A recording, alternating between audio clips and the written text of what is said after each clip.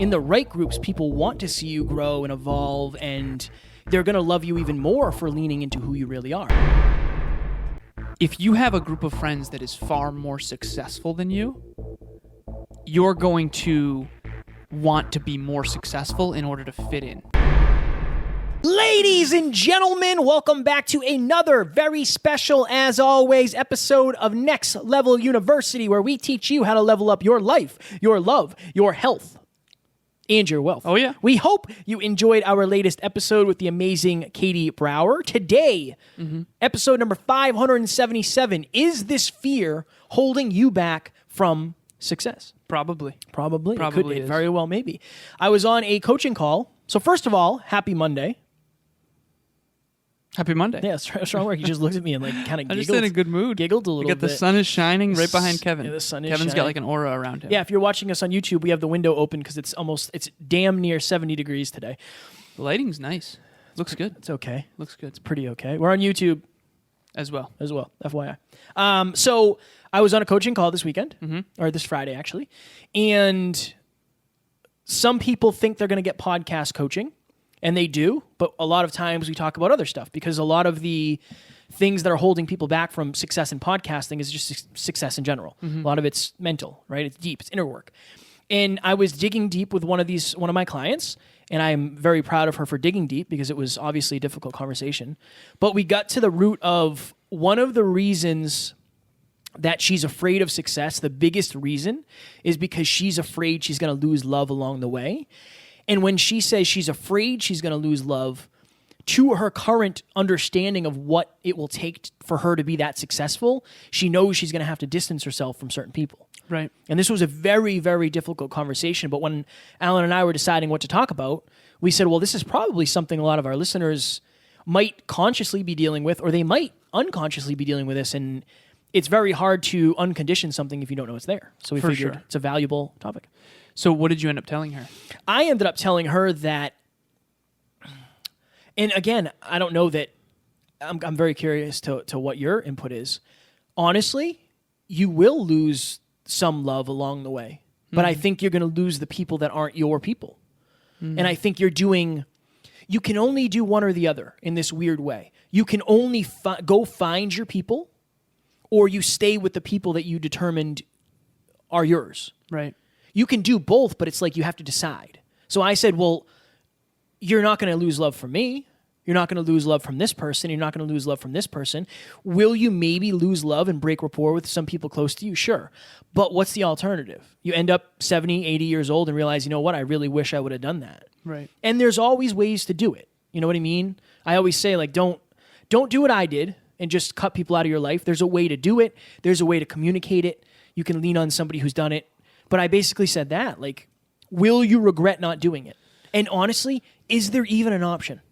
Are you intuitively, spiritually called to this? Right. Are you pulled to it and this is something you have to do?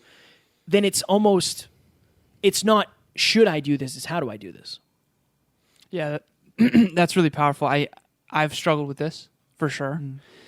I think that when you ask me about my take on this, I'm trying to think of a good way to articulate so I struggled with this a lot in the past, and I'm trying to figure out what would have clicked for me, because now it's become a little bit more obvious to me how necessary it is to, you have that great saying of like, if you hang out with 4 smokers, you're likely going to be the 5th. And of all the different neuroscience and stuff that I've studied, there's a book, I forget what it's called. I think it's called The Social Brain. I downloaded it on Audible. I forget what the author is. I picked it up. Or maybe it's just called Social, not Social Brain.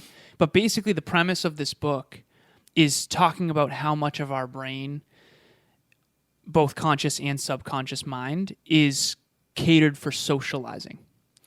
And so what I told Kevin prior to this episode that I wanted my intention to be on this episode is basically, okay, if you have a group of friends that is far more successful than you, you're going to want to be more successful in order to fit in. If you have a group of friends who are far less successful than you, you're going to you might subconsciously sabotage your success so that you can stay fitting in. No matter what, human beings want to fit in with their tribe. And that's how we're wired evolutionarily to survive. Because even on the NLU team, we have 11 people who all want to get to the next level. And when they grow, they gain love, not lose it. Now, you also, I want to clarify this too. This is conditional love. So everyone right now, think about a person in their life who they care for, who doesn't like a certain aspect of them, who maybe wants them to be more like they are. And hold that in your consciousness. Okay, let's say you lean into the greater version of where you're headed. Is that person going to have more reverence and love for you or less?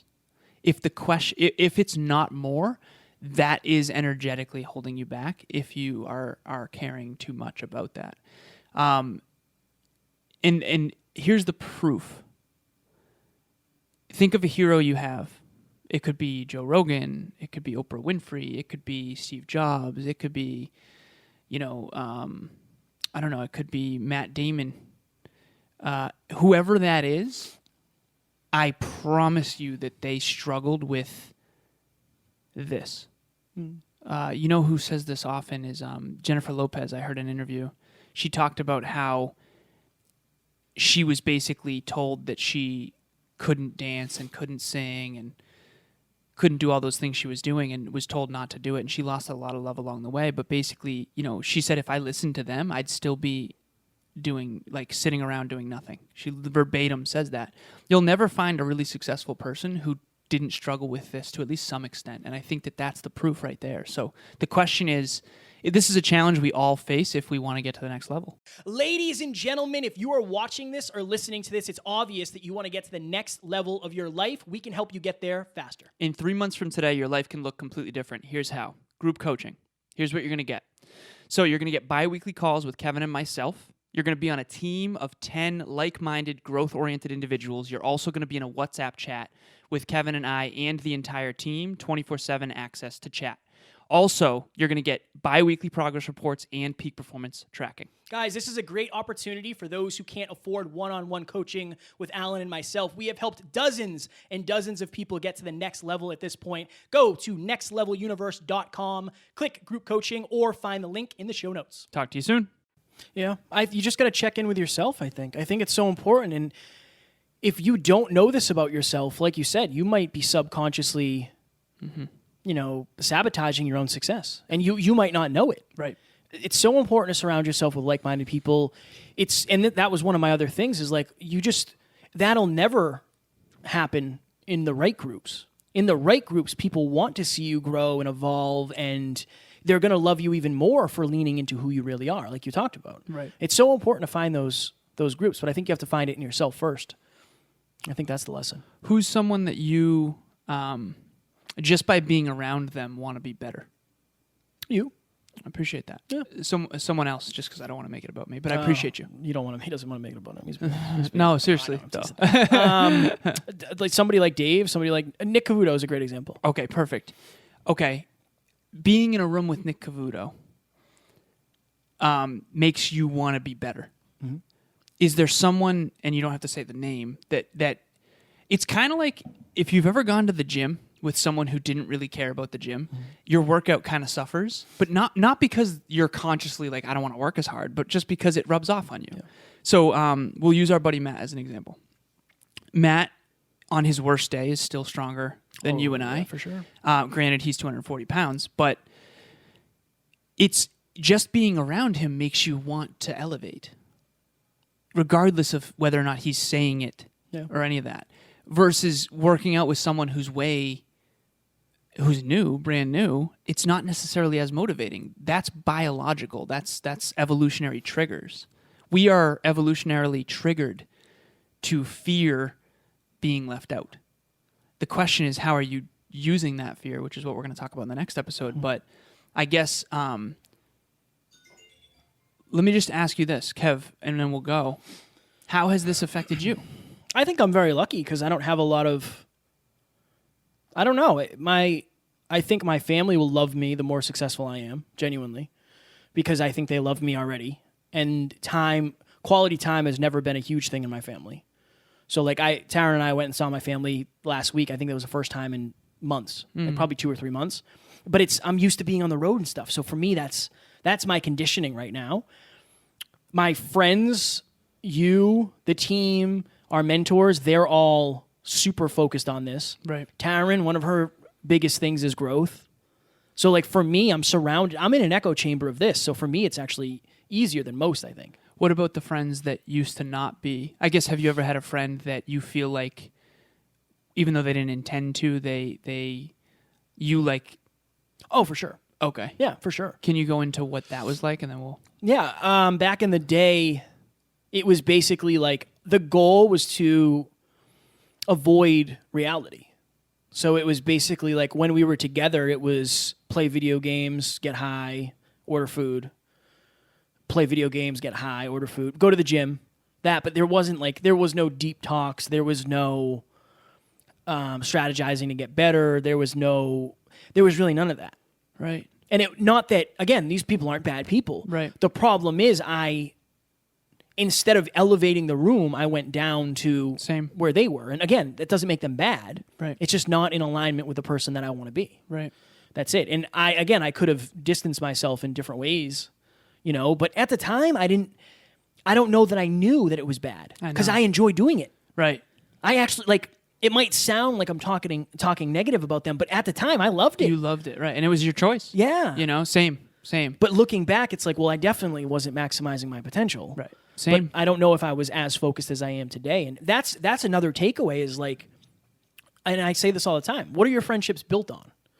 It's a great indication of whether or not they're going to last through this kind of stuff. Yeah. Our relationships are built on growth. I know. In love and contribution. And that's another thing, like Taryn inspires me. When I'm around her, she inspires me to be a better man. Yeah. Right? Other times I'm inspired to be more ambitious or more patient. I think it depends. It depends on who you're surrounding yourself with. But if the people around you are inspiring you to be better at something, I think you're probably in good rooms. For sure. You remember, and we'll go after this. We will never go. I know, right? I keep saying that. Top Notch Live, we had Tori Leto speak on our stage. She's been on this podcast several times, and she did a meetup. I'll never forget when she started her speech with, the purpose of an intimate relationship is growth. And I never forgot that. I had never thought about it that way before. Yeah. Had you? No, definitely not. Right. And it's interesting because now it's so obvious to me that that's the purpose of Emilia and I's. It's to maximize our potential and contribution as a team. All my relationships are built on that. I think that if you're out there listening to this right now and you're struggling with this, that's the question to ask yourself. 2 questions. 1, do I feel inspired, sincerely inspired by those around me? 0 to 10. Number 2, is this relationship built on a foundation of mutual growth?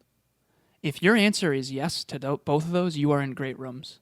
If the answer is no, just be aware of it and figure out how to shift or what to shift. If the answer is no, we have so many solutions for that. That's one of the reasons we've created the communities we have. I know. Is because we saw that people weren't part of like-minded growth communities where they could be themselves and evolve themselves. Right. That's one of the reasons we did what we did. So we actually we're opening up a group 3 waiting list for our group coaching. The first 2 sold out. Right now we have 20 people we have 10 people in each group respectively. It's Team amazing. Ramrod? No, not Team Ramrod. I think one is gratitude with attitude. Fire. And the other team, group 1, is coming up with their name. Yep. But if you feel pulled to get in a group of like-minded people where you growing is the goal, and you will never be made bad for that. You will never, nobody's going to talk bad about that. You won't lose love. No. It's 90 days. 90 days of how to get you to the next level, bi-weekly calls with Alan, myself, and the team.